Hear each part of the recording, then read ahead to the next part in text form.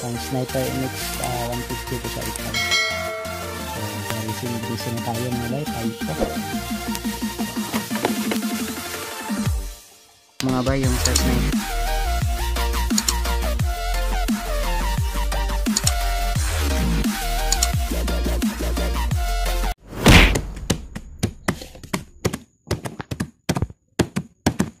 So ayan mga bay, nandito na yung in-order natin na Faito. So Yamaha, kita ninyo, Yamaha pang sniper MX 150 po siya ipay. So fuel injector, nakabutang is terawatt mga bay, ignition coil terawatt. So racing ignition coil. So tara na, buksan na natin, hindi natin patagalan. Dito po siya buksan. Nandito po yung open niya. Maganda talaga mga bay pag original, di ba? Yan. Terawatt. Oh yeah. Sabi kanina ito sila ng mga bay. Oh yeah. Legit. Oh yeah. Grabe. Ka-shelled. Yan. Charan! Yan. May racing ignition na tayo mga bay. Faito. So, ito po yung kanyang wire. Medyo mataas po ito na wire. Kasi pang sniper to eh. Ang haba na ito. Yan po. Okay. Dangal. So dangal mo ito mga bay kung sa kataas. Sa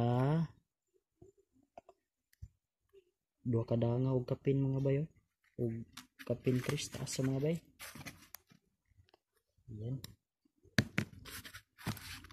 So bukas na natin to i-install mga bay sa ating motor kung anong resulta. At ang gagawin natin mga bay, magano po tayo, try natin i-top speed yung stock ignition coil at saka itong racing ignition coil mga bay. Try natin to kung may kaibahan ba. Pang sniper to mga bay ha, pero i-install natin to sa Raider G natin na Raider G 150 Ni-Fi. Kasi same lang po sila mga bay, kita ninyo to. Same lang po sila. So yan lang, lagay natin to bukas na natin ito ilagay mga bay ha. Yan mga bay, good morning. So umaga na. So ayan, may tugaok sa manok. So install na natin to. Galin natin itong cover.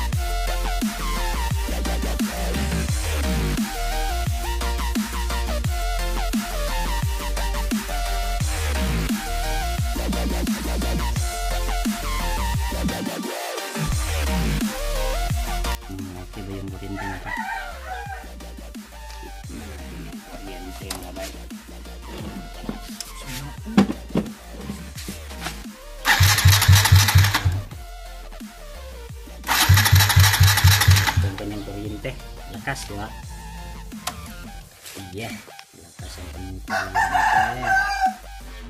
Hindi ko na ipakita yung sa stock na kuryente niya mga bay. Doon natin basihan sa ano, sa top speed niya. Kasi may top speed tayo sa stock ignition coil at saka sa racing ignition coil kung may kaibahan ba. Ayan. Ayan, taas na yung ba yung haba.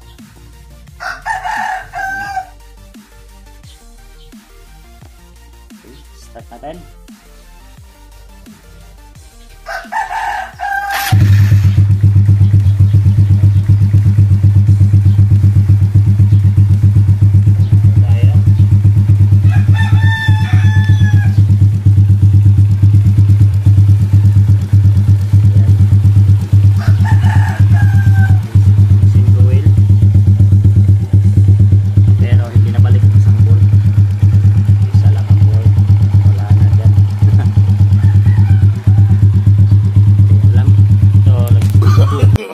No, no, no, no.